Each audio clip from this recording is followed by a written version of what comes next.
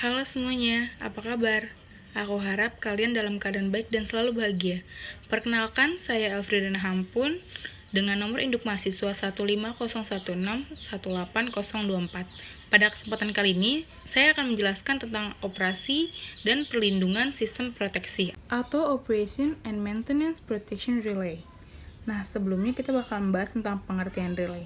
Relay adalah suatu alat yang bekerja secara otomatis untuk mengatur atau memasukkan suatu rangkaian listrik, atau dapat dikatakan juga rangkaian trip atau alarm, akibat dari perubahan lain. Perangkat relay proteksi dibagi dalam beberapa elemen.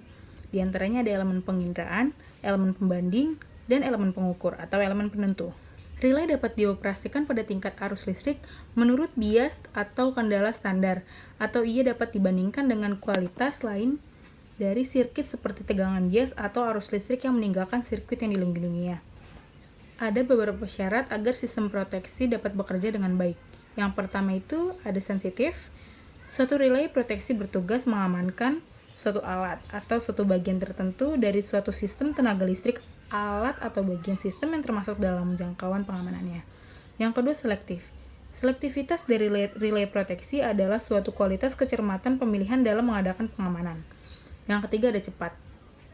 Makin cepat relay proteksi bekerja, maka makin baik juga kerja sistem proteksi dan dapat memperkecil kemungkinan dari gangguan. Yang keempat itu andal. Untuk tetap menjaga keandalannya, maka relay proteksi harus dilakukan pengujian secara periodik. Yang kelima ada ekonomis.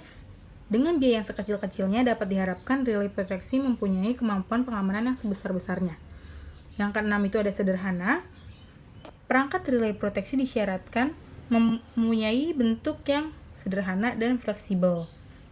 Ya, selanjutnya itu ada perangkat sistem proteksi, diantaranya ada relay, yaitu alat perasa untuk mendeteksi adanya gangguan yang selanjutnya memberi perintah trip kepada pemutus tegangan. Yang kedua itu ada trafo arus atau trafo tegangan, yaitu alat yang mentransfer besaran listrik primer dari sistem yang diamankan ke relay atau besaran listrik sekunder. Yang ketiga itu ada pemutus tegangan atau PMT, yaitu untuk memisahkan bagian sistem yang terganggu.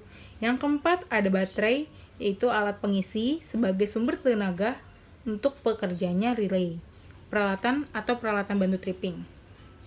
Yang kelima itu ada pengawatan, terdiri dari sirkuit sekunder, arus dan tegangan, dan sirkuit tripping, dan juga sirkuit peralatan bantu. Selanjutnya itu ada elemen pada relay, ada elemen pembanding, elemen pengindra, dan elemen pengukur. Yang pertama itu ada elemen penginderaan yang berfungsi untuk merasakan besaran listrik seperti arus, tegangan, frekuensi, dan sebagainya tergantung relay yang dipergunakan. Pada bagian ini, besaran yang dimaksudkan akan dirasakan keadaannya. Apakah keadaan yang diproteksi itu mendapat gangguan atau dalam keadaan normal untuk menentukan besaran selanjutnya tersebut yang akan dikirimkan kepada elemen pembanding. Nah, elemen pembanding itu berfungsi menerima besaran setelah terlebih dahulu besaran itu diterima oleh elemen dari penginderaan untuk membandingkan besaran listrik pada saat keadaan normal dengan besaran arus kerja relay.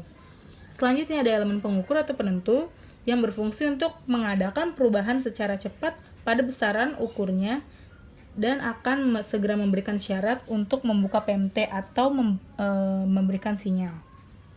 Ya, selanjutnya ada klasifikasi relay yang berdasarkan pada statis dan mekanisnya.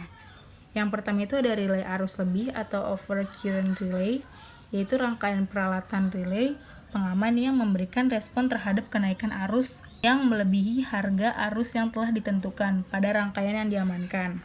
Yang kedua itu ada relay tegangan kurang atau under voltage relay, yaitu relay yang bekerja dengan menggunakan tegangan sebagai besaran ukur.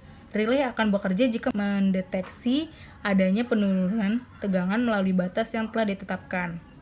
Yang ketiga itu ada relay jarak, yaitu yang bekerja dengan mengukur tegangan pada titik relay dan arus gangguan yang terlihat dari relay.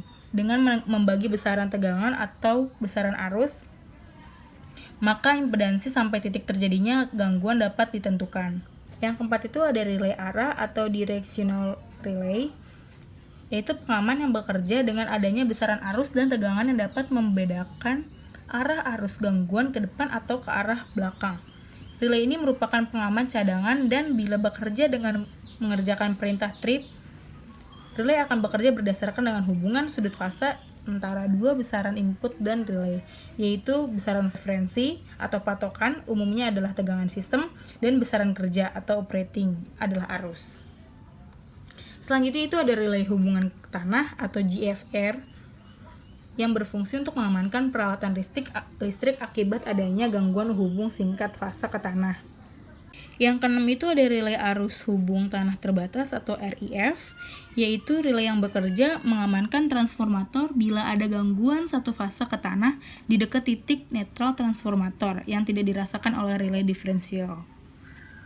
Nah, selanjutnya itu ada relay diferensial, yaitu relay yang bekerja berdasarkan hukum Kirchhoff, di mana arus yang masuk pada suatu titik sama dengan arus yang keluar dari titik tersebut. Yang dimaksud titik pada proteksi diferensial ini ialah daerah pengaman. Dalam hal ini dibatasi oleh dua buah trafo arus. Ya, jadi kesimpulan dari Operation and Maintenance Protection Relay, yaitu relay adalah suatu alat yang bekerja secara otomatis untuk mengatur atau memasukkan suatu rangkaian listrik, atau juga dapat disebut dengan trip dan alarm akibat dari perubahan lain. Relay juga dapat dioperasikan pada tingkat arus listrik menurut bias atau kendala standar, atau ia dapat dibandingkan dengan kuantitas lain dari sirkuit seperti tegangan bias atau arus listrik yang meninggalkan sirkuit yang dilindunginya.